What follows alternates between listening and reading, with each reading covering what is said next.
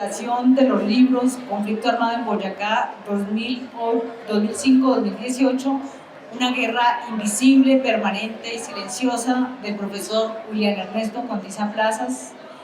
Un segundo libro, Voces Silenciosas, Mujeres, Memorias y Conflicto, también del mismo autor. Y un tercer libro, Educación para la Paz, una mirada sintética a su historia, enfoques y propuestas, del profesor David Felipe Alarcón. Entonces, la dinámica, nuestro panel se intitula Memorias en torno al conflicto armado.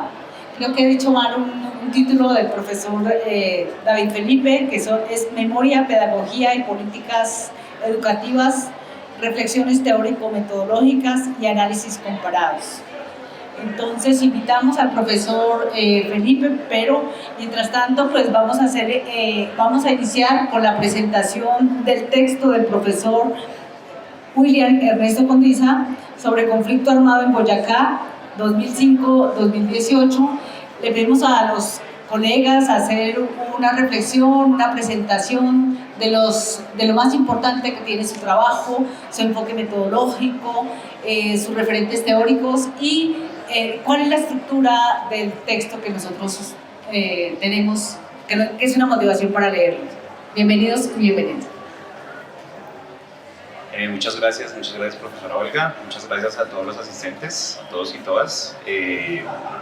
Entonces, lo primero que hay que decir sobre el estudio del conflicto en Colombia es que nos hemos enfocado en visibilizar los casos que son paradigmáticos en términos de cifras, ¿sí? Como que nos ha llamado la atención el número.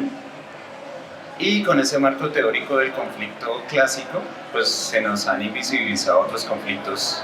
Y por eso, cuando uno empieza a analizar o a percibir el conflicto social y político en Colombia, uno descubre o uno encuentra que un conflicto como el que ha ocurrido en Boyacá ha sido silenciado, ha sido invisibilizado, pero ha sido permanente.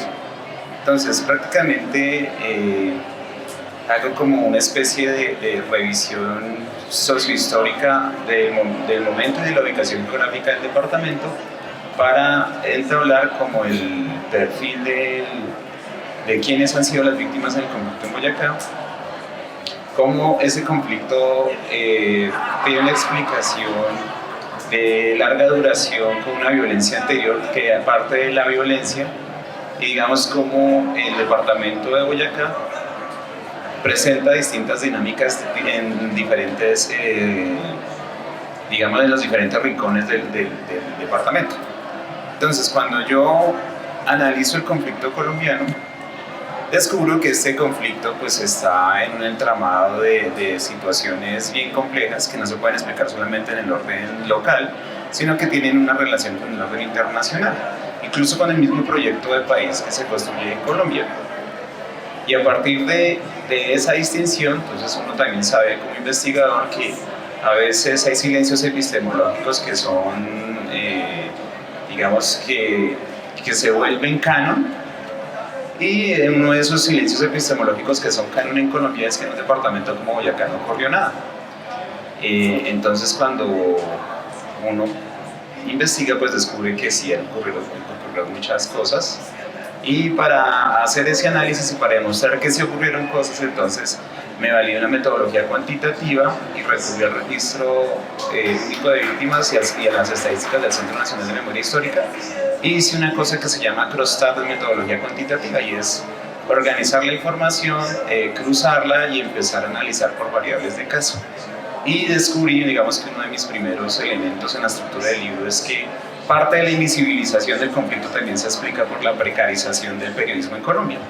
Entonces, si a un periodista le pagan por noticia publicada, ese periodista no se va a interesar por cumplir conflicto porque eso significa unos costos y no los va a asumir, y entonces al final hay como un silencio permanente de estos conflictos que no se registran, no se da cuenta.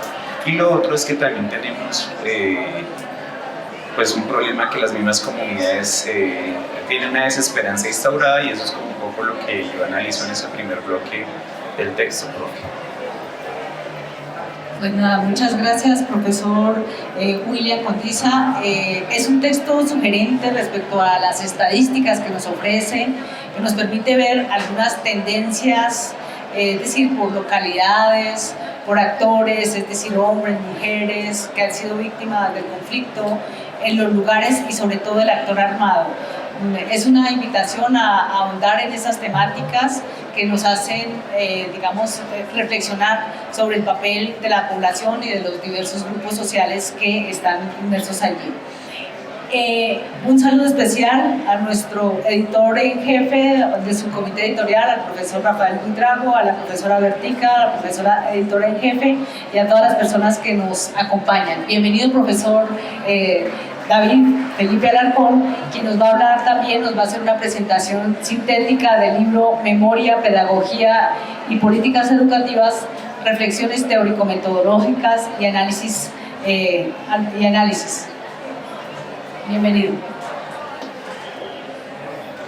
Bueno, muchas gracias, doctora Olga, y me disculpo con todos y todas, me perdí, entonces llego unos minutos tarde, pero bueno, es un gusto para mí estar acá y compartir pues este espacio con William, con quien venimos trabajando pues hace un par ya de añitos también estas temáticas, y pues compartimos un escenario de investigación, ¿no? Entonces están totalmente interrelacionados. Yo creo que estos diálogos se derivan incluso del mismo proyecto. Y para presentar de forma muy condensada este texto, bueno, es un texto que intenta proponer una mirada integral y una mirada, digamos, un poco amplia frente a la interpretación de cómo se relaciona o interrelacionan tres dimensiones o campos de reflexión y acción en la experiencia social, pero también en la reflexión académica. La historia, la memoria, la educación, y eso cómo se interrelaciona con los usos públicos del pasado. Para poder responder estas preguntas, lo que yo intenté hacer fue primero hacerme unas interrogaciones en el plano teórico-conceptual que me permitieran a mí tomar una posición, es decir, saber desde dónde me quería situar e interpretar estas dimensiones y sus interrelaciones, pero también sus conflictos, sus diálogos y sus tensiones. Esta primera parte entonces está estructurada por básicamente dos capítulos que se posicionan desde una mirada a la propuesta, si se quiere, epistémica, pero también historiográfica de Walter Benjamin, también una mirada a la propuesta del pensador italiano Antonio Gramsci, sobre todo de unas categorías fundamentales como son la hegemonía. Ya la segunda parte del texto aborda fundamentalmente una pregunta por esas interrogaciones acerca de lo educativo, pero también desde unas preguntas metodológicas frente a ese hacer, digamos, de los usos públicos del pasado, un problema evidentemente educativo. También tiene esta segunda parte dos capítulos. El primero, digamos que explora unas tensiones frente a lo que viene a ser memoria y educación, pero también en sus articulaciones con los derechos humanos y sus preocupaciones, sobre todo desde una pregunta por el presente o desde el presente. Ya el cuarto capítulo es básicamente una propuesta, en este caso es una reflexión ya, si se quiere, con un alcance más de autoría, por decirlo de alguna forma, sobre qué caminos son posibles o qué rutas son posibles desde la educación para poder encarar estas necesidades, si se quiere, de nuestro entorno frente a, digamos, a la transmisión de estos pasados, ¿verdad?, que tienen unas particularidades y unos retos muy singulares respecto a lo que históricamente se le había delegado a la escuela, sobre todo a nivel de construcción de ciudadanías, de nacionalidad, etc. Pues estos pasados llegan un poco a interpelarnos en unas, digamos, demandas que no son cómodas para las escuelas y pues por supuesto tampoco para la construcción de nacionalidad. Esto, digamos, que sería esa mirada, si se quiere, mucho más teórico-conceptual, incluso pues también metodológica, insisto, también desde el hacer, ¿no? Pero pues me parecía que no era suficiente para poder dar una comprensión un poco más panorámica, y me parecía entonces necesario explorar contextos concretos en donde esto pudiera tener una traducibilidad en términos de cómo esas disputas por los usos públicos del pasado se concretaban en políticas públicas, en sociedades específicas, en momentos concretos de crisis, sobre todo en periodos de transición. Para eso yo hice una mirada digamos, comparada de dos países principalmente, que era Argentina y Chile, que son dos modelos paradigmáticos de transición en América Latina, disímiles por supuesto, y cómo estaba, digamos, su expresión a nivel de las políticas educativas en cada contexto, insisto, en momentos de posdictadura. Y el último capítulo de esta tercera parte hace, digamos, es una revisión ya para el caso concreto de Colombia. Es decir, nosotros tenemos una singularidad a nivel de esta transición, porque nosotros, pues bueno, no salimos de un contexto dictatorial, sino que estamos en un proceso de posacuerdo, pero eso no quiere decir que no haya un agenciamiento de políticas reparatorias, pues que tienen una trayectoria un poco pues vasta, si uno se podría ir hasta inclusive los años 50, pero que tiene un auge nuevamente a partir de la ley 1448 y que tiene una potenciación nuevamente con el Acuerdo de Paz del 2016. Todo esto es, digamos, como el recorrido que yo hago. Insisto, para poder brindar una mirada como muy panorámica, es obviamente un posicionamiento que yo hago, es decir, no es una revisión general de diferentes perspectivas, sino es la propuesta de posicionarme desde donde discutir y conversar, insisto, estos problemas entre memoria, historia, educación y esos usos públicos del pasado como el eje articulador de esta propuesta. Entonces esa sería, digamos, una mirada muy global del libro. Seguramente pues ya podremos ahorita conversar un poco más profundo. Bueno, pues muchas gracias, profesor Felipe. Es una apuesta muy interesante porque combina una reflexión muy interesante que está en la apuesta hoy del debate de la Facultad de Ciencias de la Educación de la Universidad Pedagógica y Tecnológica de Colombia, es la apuesta por la pedagogía, y en este caso también nos motiva a ver esa articulación con la memoria y con las políticas educativas. En ese orden de ideas pues nos abre una reflexión muy interesante de cómo abordar la pedagogía de la memoria y la memoria a través de la pedagogía, que son dos elementos aparentemente sinónimos pero distintos y que nos motivan a reflexionar sobre ese papel sustancial de la memoria como una categoría de la pedagogía que puede servirnos para la reflexión permanente y para la construcción de nuevos sujetos sociales y para conocer sus voces desde luego. Bueno, a continuación vamos a escuchar también al profesor William Ernesto Condiza sobre voces silenciadas, mujeres, memoria y conflicto. Aquí justamente él nos quiere aludir a otras personas, a actores sociales que bueno, han sido invisibilizadas en algunos casos o cuyas memorias se pueden rastrear de otra manera. Pero dejemos que sea nuestro invitado, nuestro autor, quien nos hable sobre el particular. Gracias. Muchas gracias. Precisamente con Felipe hacemos parte del grupo Miradas Sociológicas y del GEPET, y es como una forma de articular investigaciones, ¿no? Este segundo libro surge y algo muy interesante es la pregunta que me hacen desde Inglaterra, de cómo es posible que le den un premio a los campesinos del Carare por procesos de hace 50 años y sigamos en conflicto. Es como algo que se preguntan desde afuera, ¿cómo es posible que un país como este le diga no a la paz? ¿Sí? ¿Por qué este país, digamos, las personas del centro del país como que pareciera que nunca han vivido la guerra o no la han sentido, que pareciera que son muy indiferentes a esos temas, ¿no? Entonces, en el proyecto de investigación Memoria, Víctimas y Representación, que busca rescatar las voces de estas mujeres, ¿no? Y, digamos, salirnos de esa mirada del mal, que tal vez refleja un poco el primer libro, que es la memoria de los daños, ¿no? De las masacres, de los desplazamientos, de los asesinatos selectivos, de, digamos, todo esto que el Registro Único de Víctimas y el Centro Nacional de Memoria Histórica registran como hechos victimizantes: secuestros, extorsiones, daños a bienes públicos, etc. Y aquí es más, dejemos de pensarnos desde el dolor y pensémonos desde una apuesta por no tanto por la esperanza, sino por lo que llaman ahora en los estudios de la memoria las memorias vernáculas o las ghost memory, que son esas memorias que hace la gente desde abajo. Y entonces, pues, tuve la oportunidad de participar con el capítulo de Boyacá y encontré pues que en Boyacá, aunque se diga que no ha pasado nada, se han hecho muchas prácticas de la memoria.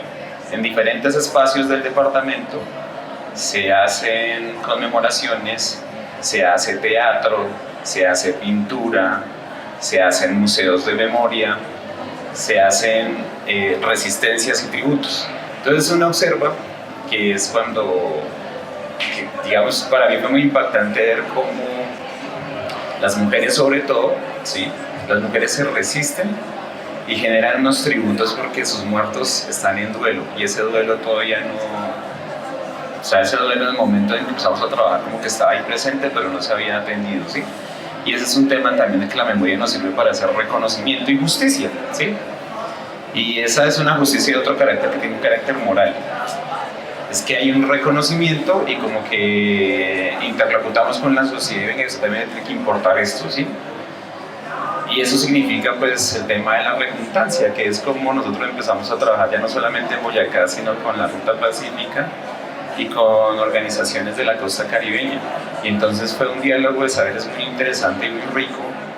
De pronto uno encontraba narrativas del marianismo religioso en Boyacá, ¿no? Que tiene la imagen de fondo, la estructura de Miguel Ángel de la Piedad, ¿no? La mujer con la víctima muerta sobre su lecho. Y en otras regiones lo que veíamos es que las mujeres estaban afectadas por lo que había ocurrido a su medio ambiente, a sus ríos, a su montaña, a su comida. Y fue muy interesante ver eso a partir de un mapa de Colombia, en esa redundancia que reconstruimos para simbolizar esa memoria como rebeldía y dignidad, y reconocer esos daños causados, pero también que podemos sanar juntos.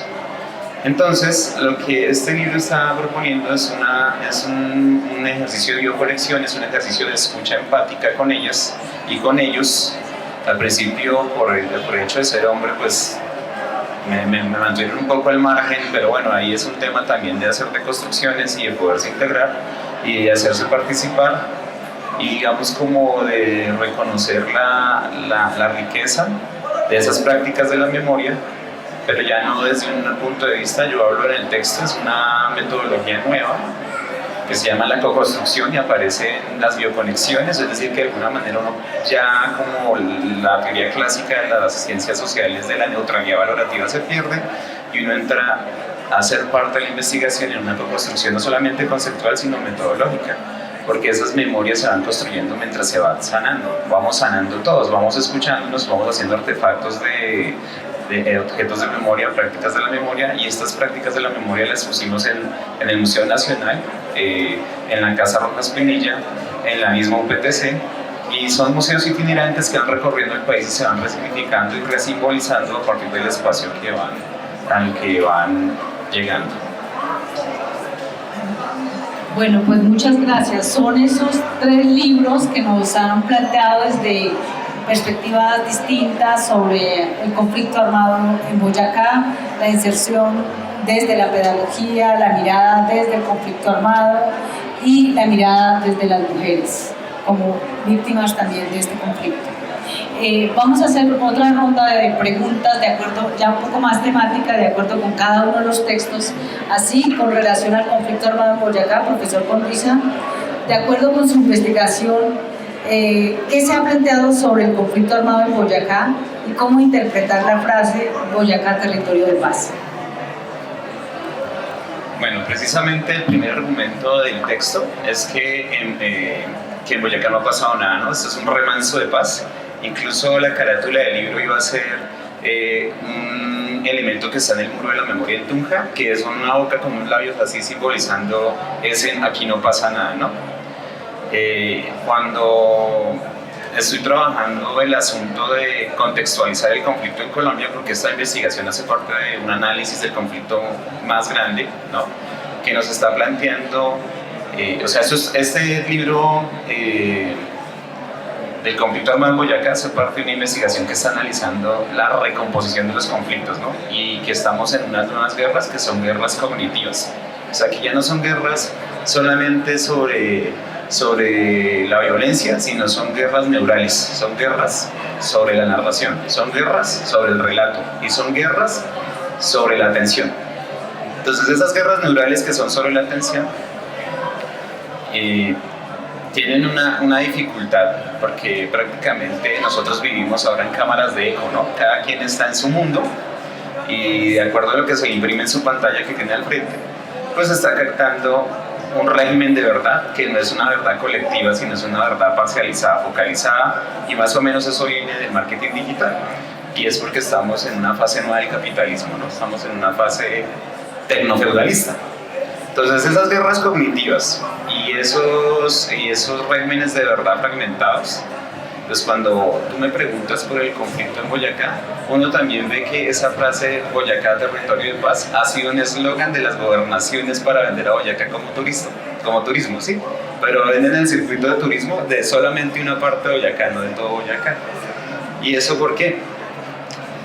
Pues porque también hemos entrado en una nueva fase de los conflictos, ¿no? Y es que los espacios tienen relevancia siempre tengan una importancia económica, y esa importancia económica construye una memoria a lo Walt Disney.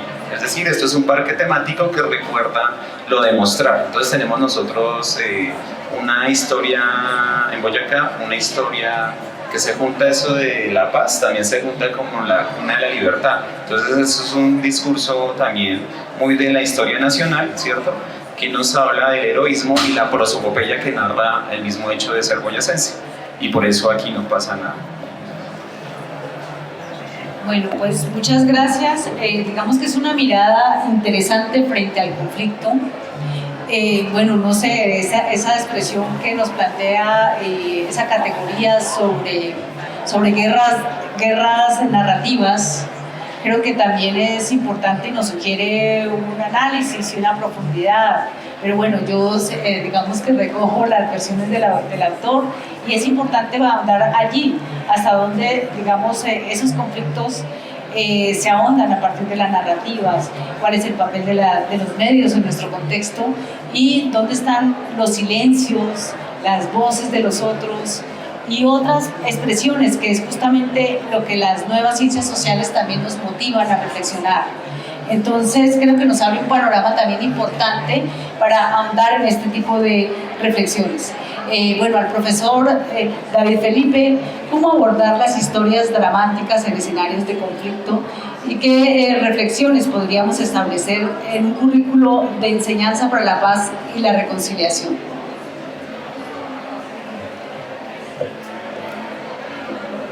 Bueno, digamos que esa pregunta me parece que es una pregunta que no es tan fácil de responder, pero lo que yo más o menos intento hacer en este ejercicio de revisión es precisamente señalar que esa respuesta no es sencilla, porque implica, insisto, unos posicionamientos. Creo que algo que acaba de mencionar la doctora Olga, que me parece muy importante, es de pronto qué se deriva de estos posicionamientos, por ejemplo, a nivel teórico, ¿no? Y es, yo pienso por ejemplo en Benjamin y dos categorías fundamentales que nos propone, como es por ejemplo el narrador o el cronista, ¿no? Entonces, ¿de qué se preocupan el narrador y el cronista? Sería la pregunta, ¿no? Para ellos no hay nada que pase como inadvertido, ¿cierto? Hasta lo que se parezca más irrelevante e insustancial puede ser objeto de revisión, análisis y, si se quiere, de redención, ¿no? En ese sentido, yo diría, para empezar a responder de forma muy concreta a esta pregunta, ¿a quiénes nosotros estamos, si se quiere, visibilizando y valorizando en esas propuestas de conocimiento del pasado? Entonces, un poco entrando en diálogo con lo que nos decía William, es para nosotros esta realidad de una historia de bronce, de una historia, si se quiere, de una construcción de nacionalidad desde una ficción de estos relatos pues fundacionales de la patria, de la nación, en donde básicamente nadie se encuentra, nadie se ve reflejado, porque pues nos han mostrado la historia que la tenemos que ver hacia arriba, ¿verdad? Nunca hacia los costados ni hacia atrás de nuestras propias herencias.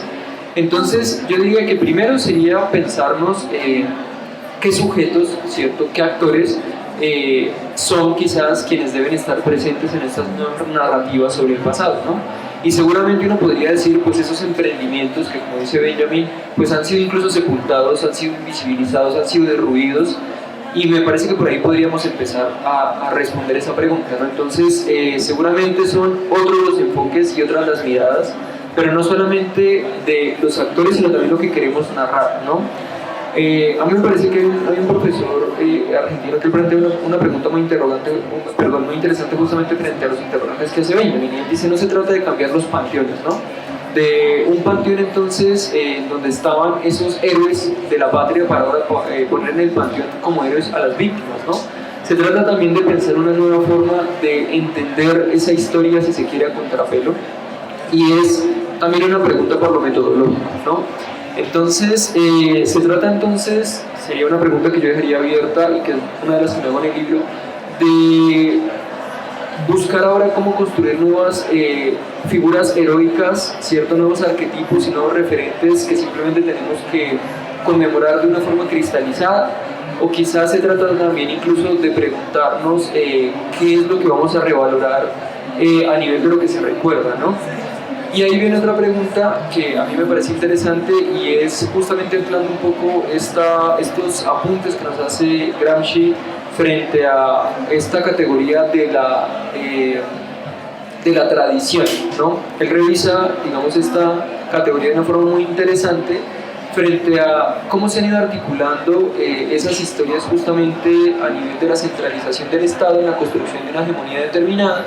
Y él nos dice, pues seguramente es importante pensar que no es tarea nuestra, ¿cierto?, ahora construir un nuevo relato hegemónico, ¿cierto?, no es tarea nuestra ahora presentar una verdad única y acabada, sino que seguramente, y hilando un poco lo que nos cuenta también Will en sus investigaciones, es de pronto darle lugar a esa polifonía, ¿cierto?, de voces y memorias, es de pronto también poder darle lugar a esos relatos que nos hablan también de las resistencias, ¿verdad?, que nos hablan también de esos emprendimientos de memoria según la categoría que utiliza también Jenin. Pero digamos que eso sería un poco la respuesta por el qué, ¿no?, o la respuesta también de pronto por el cómo, pero también hay que hacerse una pregunta por los contextos, y eso me parece a mí que es fundamental, y yo también lo propongo aquí en el libro, y es, bueno, si estamos hablando de currículo, estamos entonces hablando de una educación institucionalizada, ¿no? Y la pregunta sería, ¿en qué instituciones estamos desarrollando los currículos, ¿no? Y hay que entender, y ahí nos centraríamos un poco en esa segunda parte del texto, que hay un orden institucional en la escuela, ¿no?, según autores como Duet, que nos plantea que la escuela tiene unas características propias y fundantes que de alguna u otra forma limitan, pero también posibilitan, digamos, desarrollar propuestas. La pregunta aquí sería, y me parece que hay una categoría muy interesante de una autora argentina que es Miriam Southwell, que ella dice, hay un desordenamiento de la institución escolar y debería ser ese desordenamiento que básicamente se sintetiza en el cuestionamiento de las características clásicas o tradicionales de la escuela, en donde seguramente podemos empezar a cuestionar, ¿cierto?, cómo se construye el saber en la escuela. Y yo diría que eso es muy importante para poder responder a esta pregunta, porque nos implica pensarnos unas nuevas formas de construcción de saber en espacios institucionales, ¿verdad? ¿Qué se valida, cierto? ¿Cómo se valida el conocimiento? Y la pregunta sería, ¿las memorias se pueden evaluar o validar según las formas tradicionales como se operacionaliza el conocimiento en la escuela? Es decir, ¿podemos evaluar esa manera de experimentar el pasado o de acercarnos al pasado a través de cuestionarios parciales y preguntas? Eso yo digamos que lo pongo muy en cuestionamiento en el libro, ¿no? Y para cerrar esta pregunta yo diría, además, no basta pensarnos con un espacio particular, sino que hay una necesidad de cuestionarnos también las políticas educativas, ¿cierto? Porque en Colombia un poco la conclusión a la que yo llego es, no hay una política educativa de memoria. Es más, no hay una política de paz que pueda transversalizarse a nivel social y establecernos unos marcos claros, unos consensos primero que han sido construidos de manera amplia, y por lo tanto siempre son emprendimientos fragmentarios, emprendimientos que además pueden ser cercenados por autoridades educativas, por determinados intereses particulares, bien sea en una escuela, bien sea en una universidad, bien sea en una gobernación, en una alcaldía. Entonces se requiere justamente pensarnos a los sectores educativos como agentes, ¿verdad? También que podemos volver, como plantea un autor a nivel de políticas públicas en general, cuestiones socialmente relevantes, ¿no? Entonces la pregunta es, esa pregunta para el currículum podría traducirla de una forma muy simplificada como, no sé, podemos poner disponer de esta forma, una secuencia, etcétera, pero creo que es mucho más compleja y va desde unos posicionamientos teóricos, desde pensarnos la educación institucionalizada hasta pensarnos la influencia de las políticas públicas educativas en los contextos particulares de enseñanza. Entonces creo que esa podría ser una respuesta, digamos, a la pregunta. Bueno, pues muchas gracias a los dos por las reflexiones que nos presentan. Creo que esta mirada que nos plantea Felipe es bien interesante, Porque primero, las tensiones que se generan entre los actores, es decir, entre las víctimas y entre los que se han considerado héroes. Esto nos llevaría a pensar de qué manera la historia ha sido realmente de los héroes, y si damos la vuelta y ponemos a otros actores sociales como héroes, resaltando sus memorias, ¿podríamos estar haciendo también un uso y abuso de la memoria? Bueno, simplemente yo hago algunas preguntas así generales como para que sigamos en el debate, porque esto apenas es un abanico de posibilidades, de análisis, de reflexiones y de dinámicas que nos lleva realmente a analizar, sobre todo y en escenarios de conflicto armado como el que hemos vivido y estamos aún inmersos. Profesor Condiza, ¿podría describir los referentes de violencia de que fueron víctimas las mujeres en escenarios del conflicto armado en el Boyacá? Es que ese tipo de preguntas son las preguntas que, digamos que las participantes con las que trabajo no quieren contar, ¿sí? Ellas ya no me pregunte qué me pasó, pregúnteme yo cómo valgo y cómo mi dignidad sirve para construir otra sociedad, ¿sí? Porque es que esta sociedad, si no le dio vergüenza lo que nos hicieron y no nos acompañaron y nos dejaron solos, pues ahora que les dé vergüenza no continuar o no transformar esa reproducción escolar que puede ser, o esa reproducción de la sociedad que genera una cultura de la violencia. Es precisamente porque yo me acerco a Felipe y me acerco a Angélica Garzón y me acerco a la profesora Celina.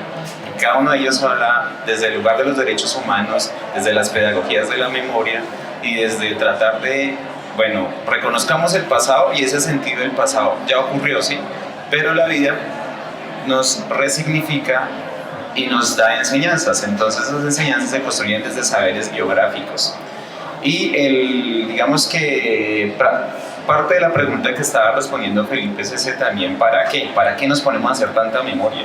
O sea, ¿seguimos en el pasado o nos replanteamos y nos reformulamos ese presente, lo resignificamos, le damos una vuelta a esas preguntas, nos salimos de la pregunta de qué daños ocurrieron, reconozcamos los daños, sí, pero también resignifiquémoslos? Por ejemplo, aquí en Boyacá está mucho la idea de la memoria como un derecho de la sociedad, ¿sí? Si a mí me hicieron daño, usted también se lo van a hacer. Entonces, no me deje solo. No estemos solos, porque parte de lo que hacen los victimarios es que algo que duele mucho a las víctimas es ver a los victimarios en puestos de poder, revictimizando además. Entonces ahí es como un tema ético, ¿no? Ojalá les dé vergüenza para que no se atrevan a hacer, y eso significa una pregunta por el reconocimiento. Pero también significa que en nuestras sociedades tienen que pensarse mucho el asunto de paz y no verlo como algo transversal, como lo plantea el otro Ministerio de Educación, que se diluye en currículos que al final no son una cultura, no transforman una cultura, porque no tiene ese dispositivo potente, ¿sí? De insistir e insistir, ¿no? Y es porque también hay una pregunta ya no solamente para el qué, sino también una pregunta para el sujeto que Felipe describe, ¿no? Si es un sujeto para el consumo, una sociedad de mercado, o si es un sujeto crítico, o si estamos formando para la vida, o solamente estamos formando para que sea un buen consumidor. Para cerrar la pregunta a la profe, digamos que dándole así hay unas diferencias de género notables en Boyacá. Los hombres sufren asesinato selectivo, desaparición, y las mujeres sufren fundamentalmente desplazamiento forzado. Entonces también vemos otro fenómeno que está en la misma recomposición de la familia en Boyacá, y son, digamos, los hermanitos de 3 padres distintos y 3 generaciones distintas que han estado enfrentándose a la violencia. Quisiera comentar también que en mis libros describo cómo hay actores con diferentes agendas en el mismo departamento, pero que están conectados en el mismo modelo económico. Es que uno a veces piensa que el conflicto solamente es un asunto de la guerra, pero a veces uno ve que el orden es la guerra y la violencia. Bueno, pues muchas gracias por sus reflexiones, profesor William. Aquí digamos que tenemos a la mujer víctima que en ocasiones no se atreve a exteriorizar de lo que ha sido víctima. Una mujer que ha sido violada sexualmente es muy difícil que pueda exteriorizar esos dolores, esas angustias y esos sentimientos de odio, resquemor que mantiene. En ocasiones hay una noción de culpabilidad y demás que pervive en sus memorias y que efectivamente requiere de un trabajo especial para poder dialogar y poder exteriorizar ese tipo de realidades. Pero también vemos las mujeres madres cabezas de familia, es decir, la mujer viuda. Y ahí justamente el Centro Nacional de Memoria tiene un trabajo muy interesante sobre las viudas del conflicto armado, donde además de perder su esposo, hay muchas ocasiones sus hijos, que son la cuota que deben dar las familias para los armados, digamos, la soledad a la que se enfrentan, el enfrentarse al mundo de la producción, que en muchas ocasiones no están preparadas y no reciben apoyo como lo ha expresado los expositores, sino simplemente deben buscar otras mediaciones para poder lograr articular o insertarse en el mundo del trabajo. También deambular por las calles, en fin. A otras, por ejemplo, que las tildaron los armados por chismosas, que es el término que utilizan, por zapas, entre otras, que son lenguajes muy fuertes para las mujeres y que, digamos, atentan también contra su dignidad, como lo ha planteado el profesor Condiza.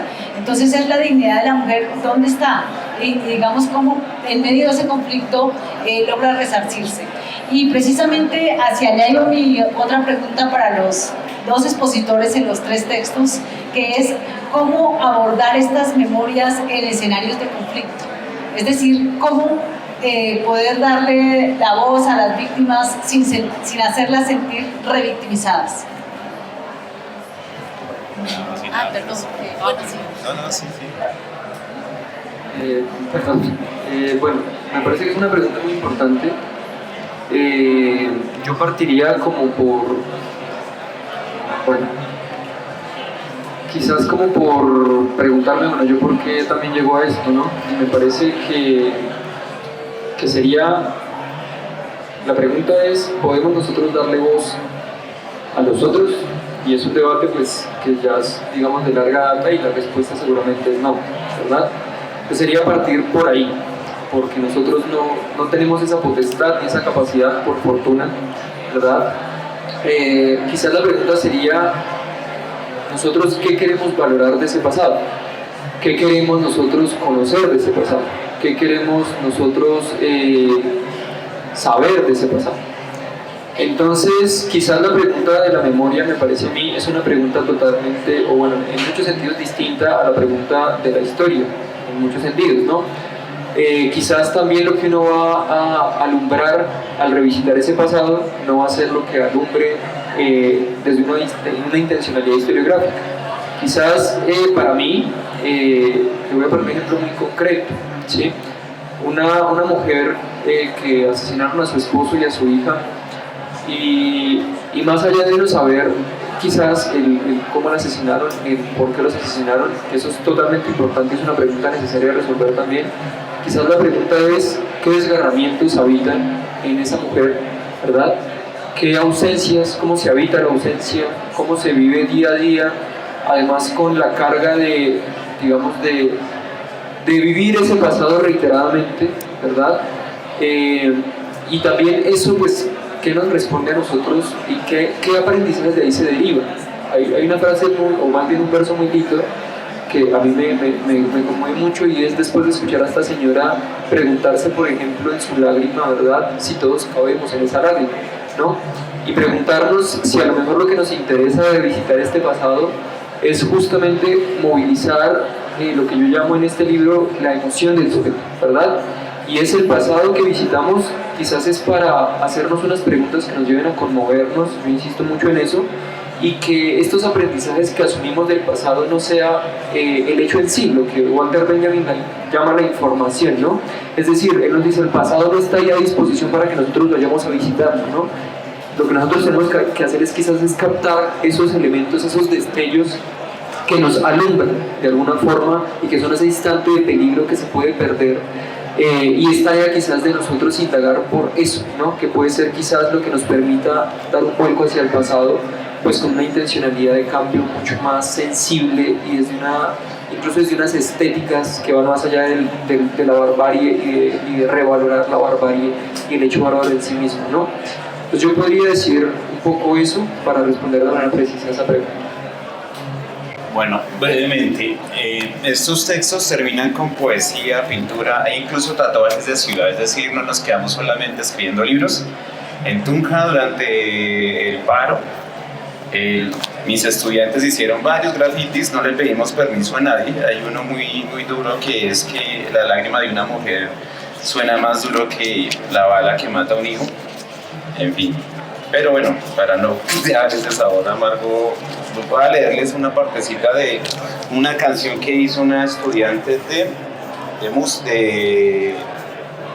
una clase de Derechos Humanos. Creo que tengo un minuto, ¿cierto? Madrid.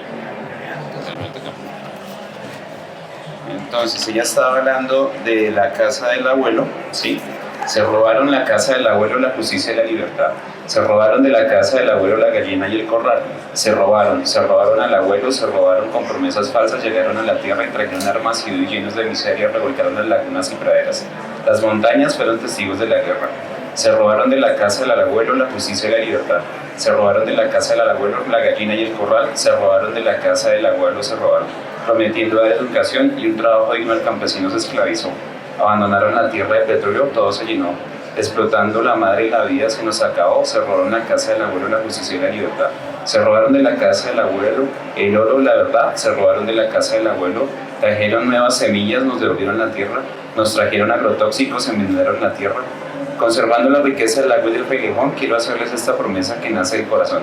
Por eso decimos sí a la vida, sí al agua, no a la minería y el fracking en la linda Boyacá. Muchas gracias. Bueno, muchas gracias por esas reflexiones y para terminar quisiéramos dejarle también la palabra a nuestros expositores con el ánimo de que primero a qué conclusiones llegan en sus investigaciones y por qué una invitación muy especial a leer el libro, por qué debemos leer sus libros.